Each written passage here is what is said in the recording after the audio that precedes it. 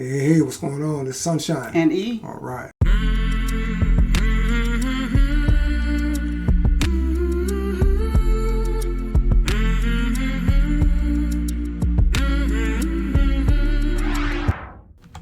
Hey YouTubers, we're back again. Sunshine and E in the house for some more reaction videos. We're doing some... Oh, we're kind of going back. We did a reaction on a group called the Blues Travelers. They did a song called 100 Years. So we're just going to go back and start at the 1920s and work our way up to the 2020s. And just the daily life and what kind of went on. So hopefully we can find something for every decade as we move on, but we're going to start off with the 1920s, daily life in the 1920s. So let's get started. Before we do me a favor, please like, subscribe, hit the notification bell. Also share, comment below. So let's go. The American family began to change in many ways throughout the 1920s. How was family life changing? What was causing the cultural shift of the nation? In the year 1800, 95% of the U.S. population lived in rural areas. By 1920, only 50% of the country's population was living in rural areas. This means that drastic numbers of people were flooding into the nation's cities. This process of people moving into urban areas is known as urbanization. Additionally, with the advent of the automobile, cities could begin to expand outward. Gone were the days when a worker needed to live within walking distance of not only his job, but also the marketplace and church. The expansion and growth of cities into previously rural areas became known as urban sprawl. Cities were not the only thing changing, though. In the 1920s, the American family began to change as it never had before. During World War I, many women had gone to work, taking factory jobs that were ordinarily held by men. Once the war was over, the men went back to work, but many women desired to keep working as well. Several factors occurred in the early 1920s that allowed this to happen. An industrialized economy led to new working opportunities for women. An increased need for record keeping in plants and factories created positions for clerical workers, filing clerks, typists, and secretaries. Some women even broke with traditional gender roles and took jobs on the factory floor.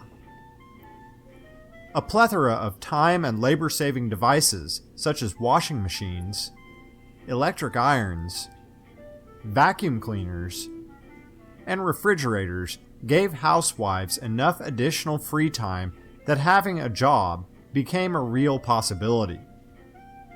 Other items such as canned goods, store-bought sliced bread, and factory-made clothing only increased this available free time even more.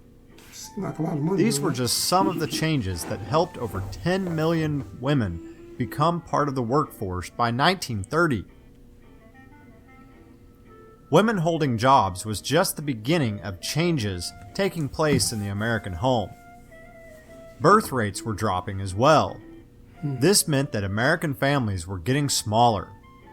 In 1916, Margaret Sanger opened America's first birth control clinic, and in 1921 she founded the American Birth Control League. This helped Americans have much better access to information regarding various birth control methods. Children were also experiencing changes. Child labor laws had largely done away with children working dangerous jobs in factories and coal mines. As a result, the number of students in public schools soared. In 1914, there were only 1 million high school students in the United States. By 1926, this number had grown to nearly 4 million. This meant that for the first time, children and adolescents were spending more time with others their own age, rather than adults who were training them to work. Schools began to change as well. Traditional subjects were still offered, but other courses were being presented. For example, vocational training became available for those interested in pursuing industrial jobs.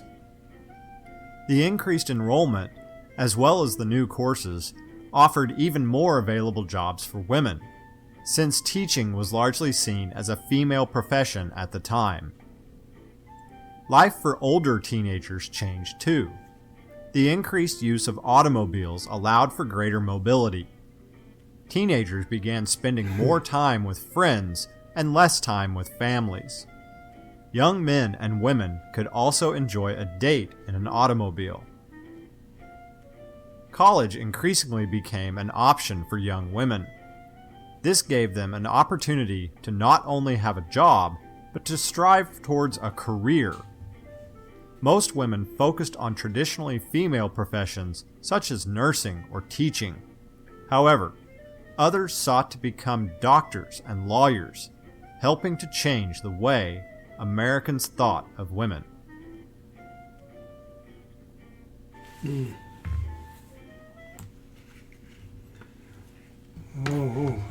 Children were also There's experiencing... a boy right there, the tie tucked in the pants.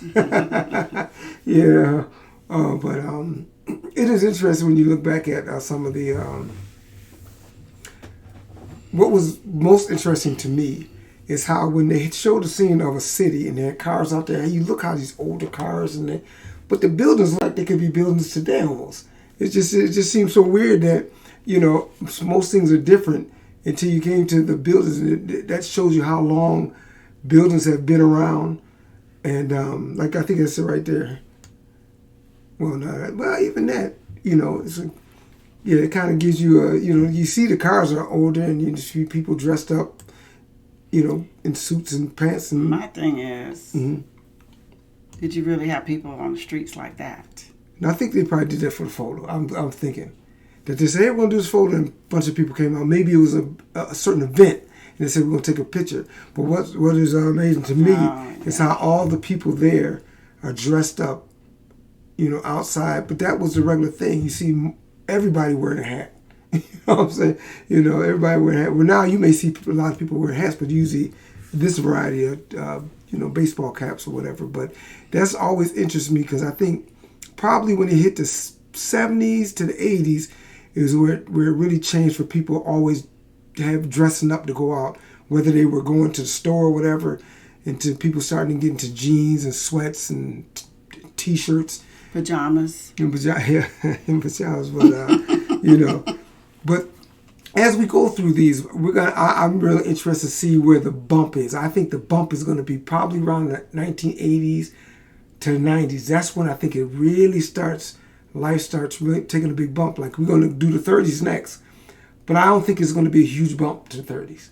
But I think once these looks like today's buildings. That's what I'm saying. Yeah. Like, because a lot of them are old cities, where they flooded to, and they just keep them up, and they probably built real good. But that's what I'm saying. You look at it, you take the people out, take the cars out, and you put cars of today. Take the people out and have them dressed like, and then you wouldn't think that's a mismatch. You would think that kind of goes, but just because it's black and white, it gives it a little bit different feel. But that was the 1920s. We're going to work to the 1930s. So y'all join us as we make our way to the 2020s.